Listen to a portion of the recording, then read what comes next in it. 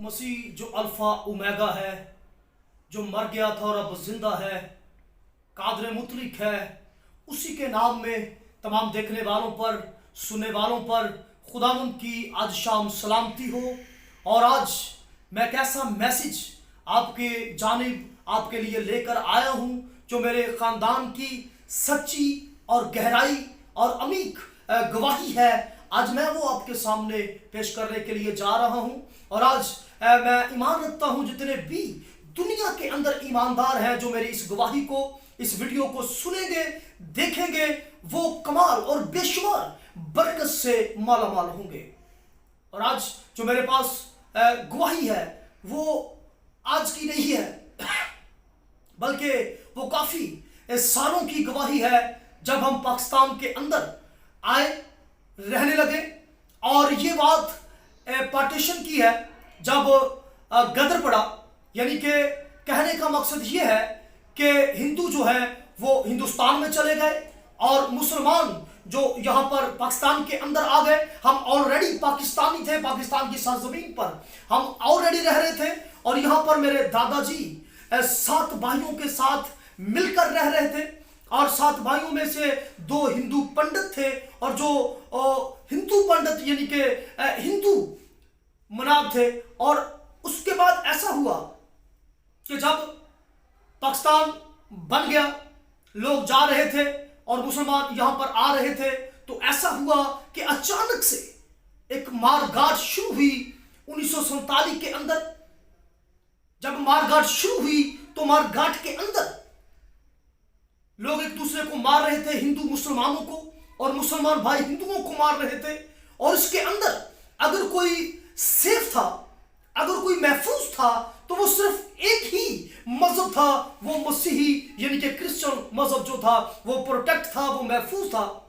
और वो भी इस कदर और इस तरह से महफूज था कि वो अपने कमीजों पर, यानी कि दाईं साइड पे जो पॉकेट होती है उसके ऊपर रेड स्लीव लगा लेते, और अगर कोई हिंदू देखता, अगर कोई मुसलमान देखता, तो वो उसको छोड़ देता था, क्योंकि लड़ाई जो थी वो क्रिश्चियनों की नहीं थी, मसीहों की नहीं थी, बल्कि वो लड़ाई हिंदुओं और मुसलमान भाइयों की थी। मुसलमान मार रहे थे, हिंदू एक दूसरे को मारकाट कर रहे थे। और जब हमने देखा कि हम भी हिंदू मजहब से ही बिलोंग करते हैं, तो मेरे दादाजी ने एक स्कीम सोची कि क्यों ना ऐसा हो कि हम भी अपनी पॉकेट्स पर रेड स्लीव का निशान लगा ले, ताकि हम भी, हमारी जाने भी महफूज रह सके, हमारा खानदान भी महफूज रह सके। ऐसा हुआ कि जब हालात बेहतर होने शुरू हुए, जब हालात अपनी जगह पर दोबारा से बहाल होने शुरू हुए, तो मेरे दादाजी के भाइयों ने कहा कि अब हम हिंदुस्तान में जाएंगे, क्योंकि वहां पर हमारे देवता हैं, हमारी कम्युनिटी है, हमारा मजहब है, हमारे लोग हैं। तो मेरे दादाजी ने एक बड़ा खूबसूरत वहां पर फैसला किया कि हम अब दोबारा हिंदुस्तान में नहीं जाएंगे, क्योंकि अब हमने रेड स्लीव जो है ना सिर्फ कमीजों के ऊपर लगा ली है, बल्कि रेड स्लीव को हमने अपने दिल में उतार लिया है। और मेरे दादाजी की वहां पर जो स्टेटमेंट थी वो ये थी कि अब रही मेरी और मेरे घराने की बात, हम तो खुदावंद की परस्तिश करेंगे। अगर आपने जाना है तो आप जा सकते हैं, अपने देवताओं के पास, अपने लोगों के पास, अपनी कम्युनिटी के पास जा सकते हैं। वहां पर बड़ा इमोशनल सीन था। मेरे दादाजी के भाइयों ने कहा कि तुम हमारे भाई हो, हमारा ब्लड हो, हमारा रिलेशन है तुम्हारे साथ, हम एक ही मां से पैदा हुए हैं, हम इकट्ठे रहेंगे। मगर मेरे दादाजी ने साफ इनकार किया, बल्कि यीशु की वो बात मेरे दादाजी को याद आई, जहां पर यीशु ने फरमाया था अपनी जुबान मुबारका से। किसी शख्स ने यीशु से आकर पूछा कि हमें क्या मिलेगा, हम अपने बीवी बच्चों को छोड़कर, अपने माँ बाप को, बहनों भाइयों को छोड़कर तेरे पास आ गए हैं, तेरे पीछे हो लिए हैं। तो जीसस ने कहा कि पहली बात तो यह है कि कोई मेरे लिए, मेरे खुदावंद के लिए कोई भी अपने बीवी बच्चों, बहनों भाइयों, माँ बाप को छोड़ता नहीं है। अगर कोई छोड़ देता है, छोड़कर वाकई ही मेरे पीछे आ जाता है, सलीब उठा लेता है, तो जमीन पर उसको 100 गुना मिलेगा और आसमान पर हमेशा की जिंदगी मिलेगी। और मेरे अजीज बहनों भाइयों, मेरे दादाजी को जो सबसे बड़ी बात अट्रैक्ट कर रही थी, मोटिवेट कर रही थी, वो ये थी कि सारे लोग को मार गाट कर रहे थे, मार रहे थे, बच्चों को बरहना कर रहे थे, बीवियों को बरहना कर रहे थे, बहनों को बरहना कर रहे थे।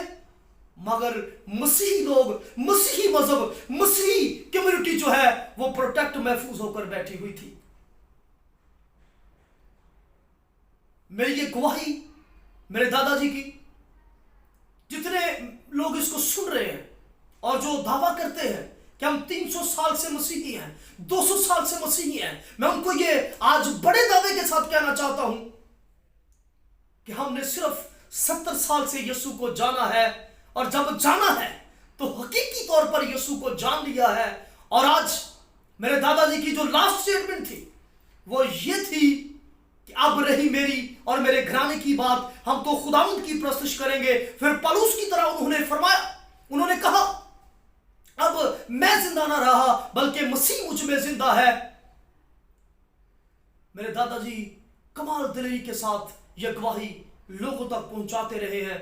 और आज दादाजी जब मसीह में सो गए तो मैंने ये अच्छा समझा, मैंने ये मुनासिब समझा कि मैं भी ये गवाही जो है इसको दुनिया के अंदर शेयर कर दूं कि हमारा हिंदू खानदान, हम देवताओं की, बुतों की प्रस्तुति करने वाले लोग थे।